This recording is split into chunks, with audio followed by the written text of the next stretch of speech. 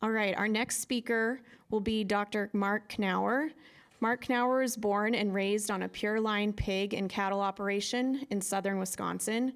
He received his BS in agriculture education and MS in animal breeding at Iowa State University. Following his time at Iowa State, Mark completed his PhD in animal breeding and genetics at North Carolina State University. Dr. Knauer currently is a swine extension specialist at North Carolina State University, where he focuses on genetics and production management. Dr. Knauer will be presenting on managing seasonal variation and herd capacity constraints. And this session and all talks today are sponsored by the National Pork Board.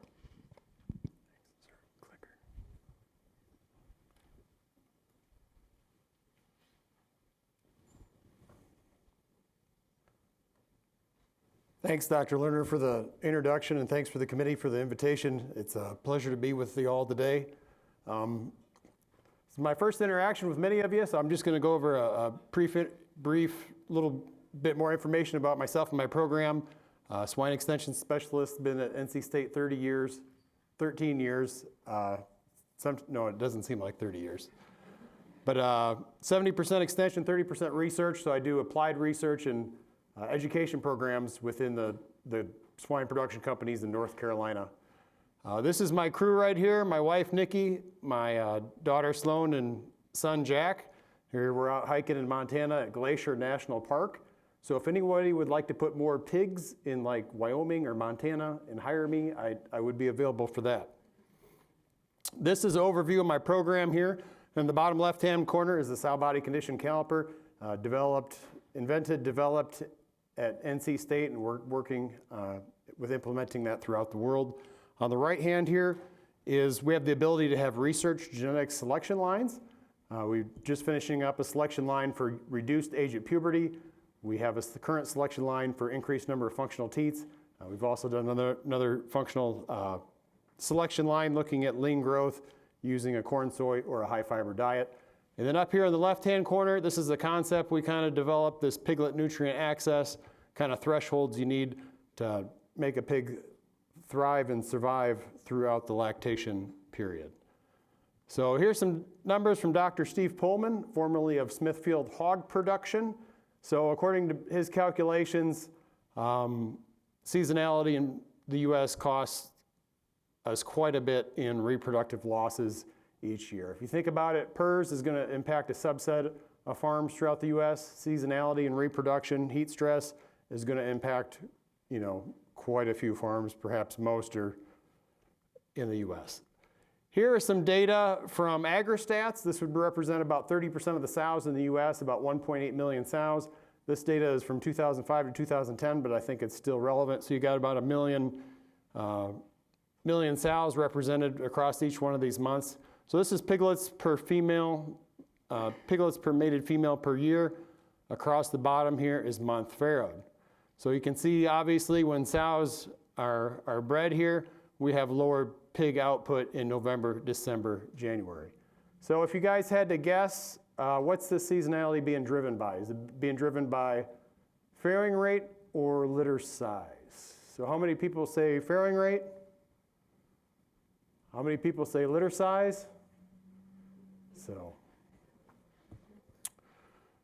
So here is, these graphs are set up the same. Farrowing month is across the bottom. Here's piglets per mated female per year. The one we just showed you. Here is litters per mated female per year, and down here is number born alive. So from the high month to the low month, we see there's a 9.3% difference in piglets per mated female per year. Litters per mated female per year, which largely would be driven by farrowing rate, there's a 7.1% decline from the high month to the low month. Number born alive, a 1.5% decline. So it's both, right? But it's largely driven by farrowing rate, litters per mated female per year. So when we think about mitigating seasonal variation, facilities are definitely important. We're definitely going to show you that today. People are definitely important, and then the pig. And when all three of those things work together, we can potentially help mitigate seasonal variation. So we're going to go through two case studies. First case study here is in gestation. The other case study is in lactation. So this is data out of North Carolina. This is 22 gestation barns representing about 44,000 sows. And the trait we're looking at here is abortions, late summer, early fall abortions. And the range between these 22 farms and abortions was 0.65 to 3.5%. So factors in this model, we have herd size, lactation feed intake, gestation feed intake, whether that barn had cool cells or not, whether the ventilation was adequate or not, and then the semen for these 22 farms came from 3 different boar studs. So if we plug this in, barn's the experimental unit here. We got abortions on the side axis here, and in relation to cool cells, as we might expect, but this puts some numbers behind it. In this study, cool cells, yes, did reduce abortions, those late summer, early fall abortions. That was statistically significant.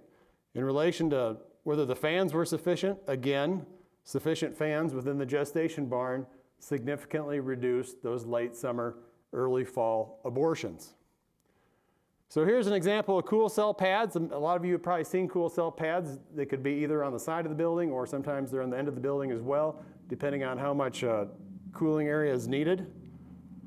So who can tell me what's wrong with this cool cell pad here? I heard dry spots, exactly. So how many people have been to farms with cool cells and seen dry spots in the cool cell pads? So quite a few. So you're not getting your coverage as you need to be, right? And so that's leading to inefficiency of your cooling system. Your air's not getting cooled if it's coming through the dry spot right there. So back to our 22 barns in gestation. When we look at the abortion percentage in relation to feed, an increase in lactation feed reduced abortions, subsequent late summer, early fall abortions. This is not shocking. As you'll see throughout the presentation today, lactation feed intake drives subsequent farrowing rate, which helps mitigate your seasonal infertility. That was statistically significant, lactation feed intake was. Gestation feed intake, numerical relationship as far as sows that were being overfed in gestation had numerically more abortions. So the importance of feeding management. Next, we're going to move into a lactation study. This is the impact of sow location in farrowing room during heat stress on subsequent reproductive performance. So to set this up, this is a common farrowing room layout you may see in North Carolina. Air enters the building here through evaporative cool cell pads into the hallway here, and then you'll have some air inlets here going into the rooms. You'll have fans in the back here pulling air across the room. And so these farrowing crates right here, they're getting the cool air, right? They're getting the cool air coming in from the hallway. And then as that air travels across the room, it's going to gain heat. So if you don't have facilities that are up to date, if your ceiling is lacking insulation, if you don't have enough fans, you're potentially going to have more heat gain across that farrowing room. And so this is data that we took from a research project, a nutrition project, which we found some things, but really it ended up just the room information ended up being the most interesting. This is at a 3,600 sow farm in eastern North Carolina. Older facilities that definitely needed some work. So to set up these next graphs, when we look at it in relation to reproductive performance, here's the zone 1, or the farrowing crates that are right next to where the cool air is coming in from the hallway. Zone 4 is near the back wall, which should be the hottest part of the room. So this is a busy slide. We're not going to go through all of the traits, but these are the traits that we measured. Across the top here, zone 1, zone 2, zone 3, zone 4, reproductive traits, subsequent reproductive traits, and sow body conditions. Those circled in red are significantly different from one another. And if anybody wants these slides, just send me an email. We'll give you these slides. It's no big deal. So impact of piglet survival across the room, impact of litter weaning weight. 13 pounds difference between the front of the room and the back of the room.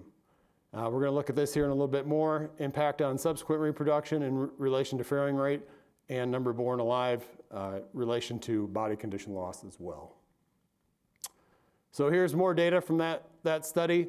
This is percent sows conceived by 7 days post-farrow. So it would be similar to farrowing rate, but it would also include sows that were anestrus, that didn't come into heat by day 7. And so that's potentially why these numbers are a little bit lower than a typical farrowing rate you might see. And also this was during the summer, so these sows were experiencing seasonality. And again, I said the facilities were not awesome.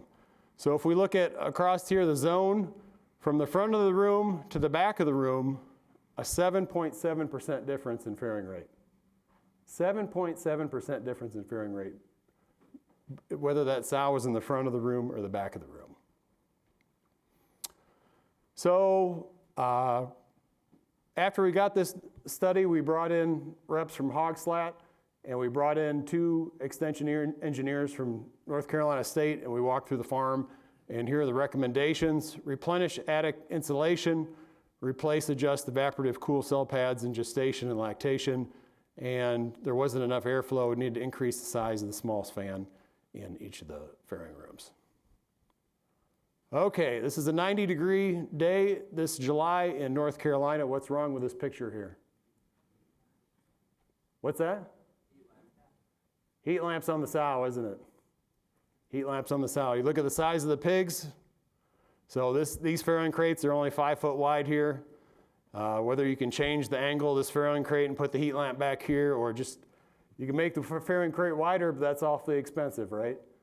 And so, but definitely by the size of these pigs at a 90-degree in July, this heat lamp should not be on. So anytime you're adding heat to the room, adding heat on top of that sow, what's that going to do to her lactation feed intake?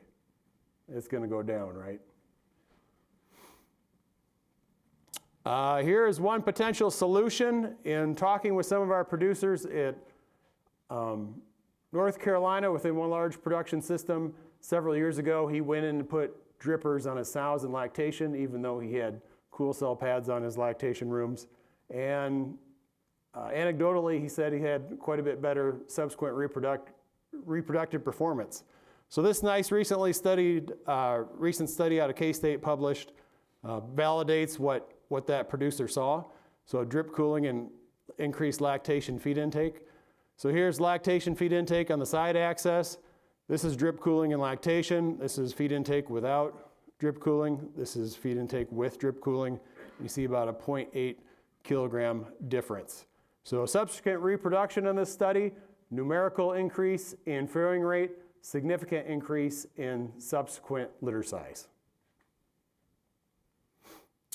Now we're going to talk about some gilt sow factors that are important. Body condition, we'll look at some data in relation to that. Parity, there's old data and there's new data. If you have an older herd parity structure, you're going to have fewer P1s you're breeding back. You're potentially going to have less seasonal variation in that type of herd. Wean to service interval, of course, this is driven a lot by lactation feed intake. So if you do as good as you can on lactation, on body condition going into lactation, and you get to the end of lactation and you have extra females, which ones are you going to breed? You're going to breed those ones that have the low wean to estrus intervals, right? And then age of puberty, we're not going to talk about that a lot, but age of puberty is definitely related to sow longevity, sow lifetime productivity. So if you could somehow have an opportunity to have younger puberty animals, that potentially help you as well.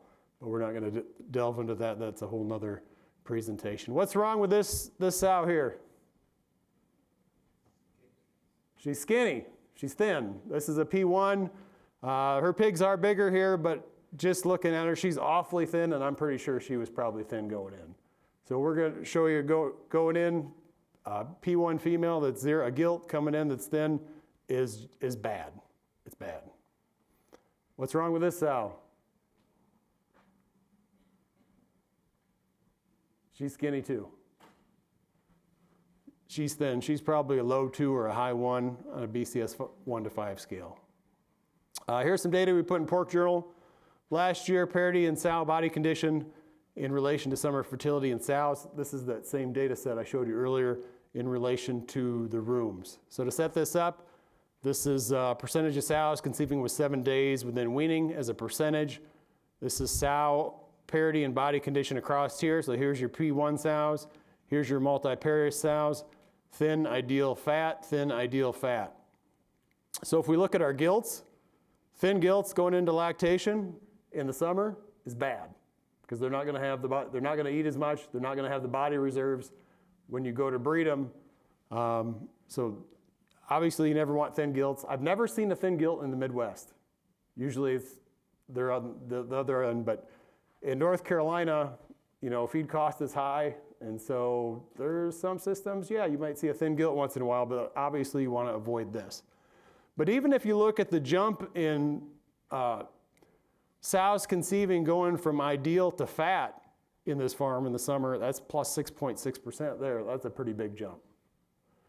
And then if we look at gilts in relation to sows, we didn't see any relationship between subsequent farrowing rate and sows, but even going from gilts to sows, again, we see a pretty big jump in subsequent farrowing rate.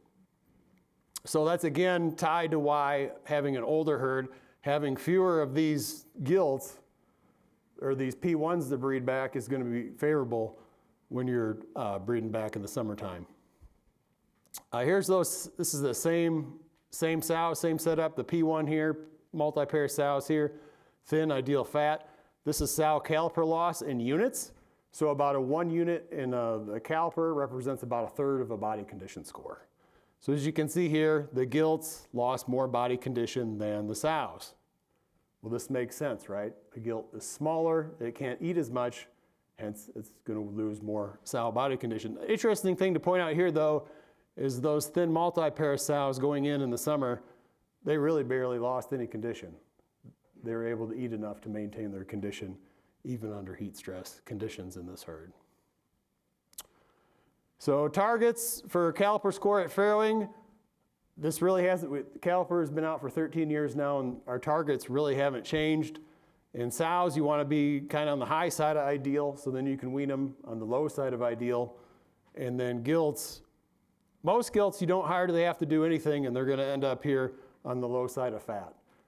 For our gilts that are coming off ad libitum feeder, and then they get bred and you feed them pretty good in gestation, most of those gilts should be able to pretty much hit that low fat by the time they farrow. And that's been our recommendations. Definitely don't want thin gilts. Here's some data out of Thailand. Again, this is wean to service interval in days across the bottom, farrowing rate on the side axis. Those sows that come out with their day 4, day 5, wean to estrus, those sows are going to have better subsequent litter size. They're going to have better subsequent farrowing rate. People, this could obviously be a whole talk in itself. We definitely want to avoid stale feed. Individual sow care is important. Making sure the feed doesn't get stale. Dr. Bartoloso did an excellent job showing his graph showing that just like humans, sows don't like hot water. So if you give them hot water, they're not going to eat as much feed. So making sure the water is cool that's coming through. Breeding management, doing a good job with the semen, bore exposure, estrus detection, breeding technician. Gilt availability is obviously important to meet breeding targets, yet the higher farrowing rate that our farm has, the smaller the pool of females we need, right? If we're got a high farrowing rate, we're not going to need as big a pool of females to meet our breeding targets. Opportunity females, there's opportunities to put those on matrix. This overbreed and abort, this is a little bit, I've only seen this in one system, and they have perhaps the best, most uniform pig output that I've seen of any system. They'll overbreed in some weeks, and then in earliest gestation, you potentially abort that animal to put it into the breed row. So today's takeaway, farrowing rate drives seasonal variation in output, and lactation feed intake is a big driver of farrowing rate. So lactation feed intake, it's the 1,000-pound gorilla, right? If we get this right, it's going to drive that subsequent farrowing rate. Take into consideration your facilities to get that done. You got to have good ventilation, cool cells, potentially drip cooling and lactation. Body condition management, farrow gilts on the low side of fat. Farrow 100% of sows in BCS 2, 3, or 4. So the caliper sticker comes, it has 2, 3, or 4, so just keep them on the sticker, right? So if you're getting up close to the 4, you got higher feed costs, but just avoid the 1s, avoid the 5s. People, individual sow attention, lactation, feed intake drives, wean to estrus interval, and of course wean to estrus interval is a predictor of subsequent farrowing rate. So other takeaways: leverage extension engineers or equipment people to come in and troubleshoot your problems if you think your farm is older and it needs some help in areas to get up to par. Consider an older herd parity structure to help reduce seasonality and reproduction. And then of course a sufficient gilt or sow pool is needed. But the higher your farrowing rate is in your herd, the fewer extra females you're gonna need to keep around, and the less heat you're gonna have in the barn. So with that, thank you all for your time, and I'd be happy to try and answer any questions.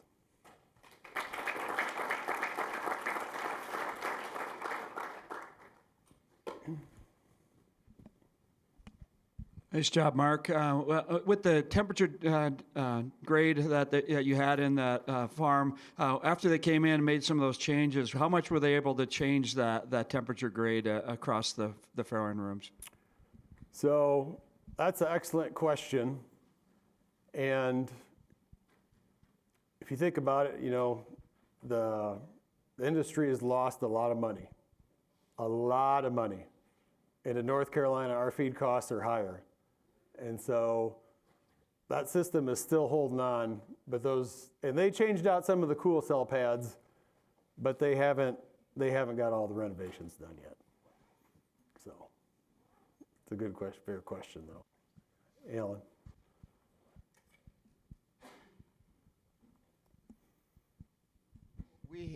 Doing research, other heat stress research, we're finding out you always gain heat from one end of the barn to the other, just from the radiant heat of the barn and the heat lamps or the pig heat. But all performance levels, bore studs, possibly grow finish units, I don't have data, but definitely you need to look at bore studs. Everything goes downhill performance-wise. I know yours was only 8 out of 12 variables, but the vast majority of variables all go downhill from the fresh air end to the warm, full of dust end with tunnel ventilation.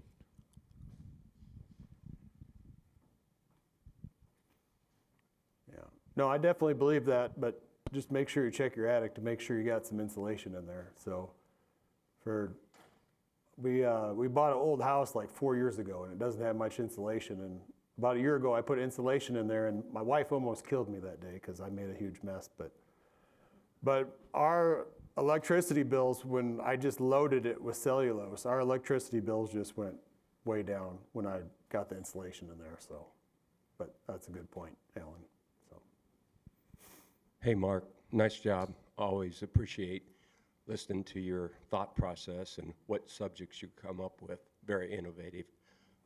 Question I got for you, I don't know if you've done any work on automated sow feeding in farrowing houses. And if not, do you have an opinion on which is better, the human being or the machine feeding the sow and farrowing? So the sow feeding piece is definitely interesting, and I have my ears wide open because I feel like I'm still learning a lot. Given our labor, I think ad libitum is obviously the way to go, and then manage the bowl. Whether you can get away with wet feeding or not, I don't know yet. Like I was talking to a producer yesterday in Michigan, and they had gone to a system where they think they got their water flow rate right, and they think they're seeing some success with the wet-dry feeding, which potentially is going to boost your intake, right, if you can get to wet feeding. But I would need to see whether that works in North Carolina in our heat, you know. But ad libitum is always best, and then you got to manage it, and there's potentially more than one right way to do ad libitum, right? A lot of times there's more than one best way, but whether we can get to the wet feed and lactation, some of the nutritionists might have a better idea than myself, but good question, Ben. Mark, great job. With the drip cooling that you mentioned, there was a difference between intake and lactation. Any differences in coal rate or sow mortality before and after? Oh, they had 150 sows per treatment in that study, and you can ask Mike. It was a K-State study, so, but he's been on 1,000 studies, so he might have to look it up. I don't know. So, I don't think they had that on there, though. They had subsequent litter size, subsequent fairing rate, but, which, if you did the difference between the fairing rate, that could be a cull rate increase in culling there. So. Yeah, very nice presentation. I have a question about the drip cooling.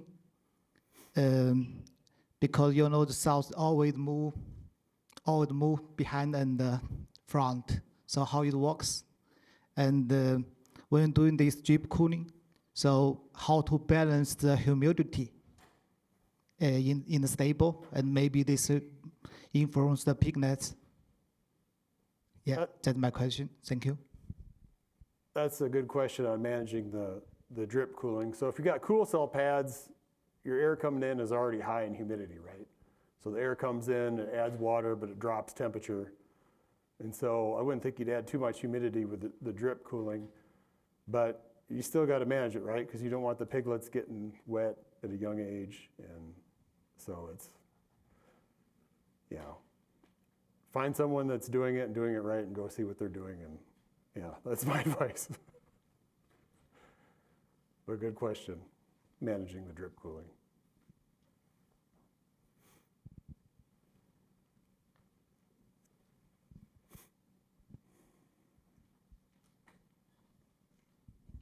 Not so much a question, but just some feedback on the drip cooling. I'm from Australia, where it's more common with our temperatures.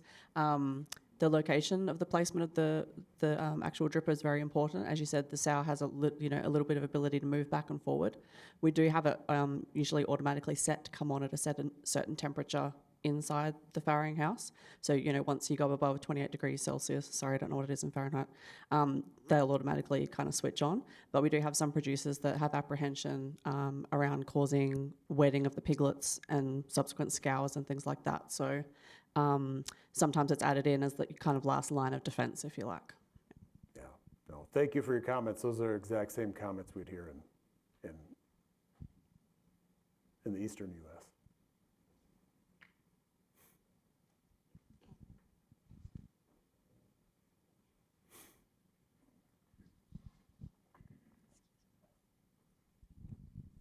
If you are using drip cooling, and I have posters on this, but we have found out that the sows have actually 2 peak temperatures in a day, and that they stop eating around 10:30 or 11 a.m. Their body temperatures go down, and they're as hot at midnight and 1 a.m. as they were at 11 a.m. So if you are using drip cooling, but the ventilation rates need to be adjusted because the sow's heat production is not constant during a day, but when she doesn't eat, starting at 10:30 or 11, she reduces her heat production. So if you are going to use drippers, you may have a different set temperature at 11 p.m., 12 midnight, and even 1 a.m., because if those sows all get up and eat, and I thought as a farm boy, all the pigs got up and ate, they're fine, they're actually overheating in the next 30 minutes to 3 hours. And it's within 200th of degrees C as hot as they were at 11. But the sow changes her heat production to compensate for the room temp. So you may want to change your ventilation rates and your drip cooling for what's going on in the actual sow, not just based on the room temperature. So, yeah, those are excellent comments, Dr. Schinkel. I feel like that's like the next level management, right? But no, thank you. Much appreciated. All right, let's thank Dr. Knauer for his presentation.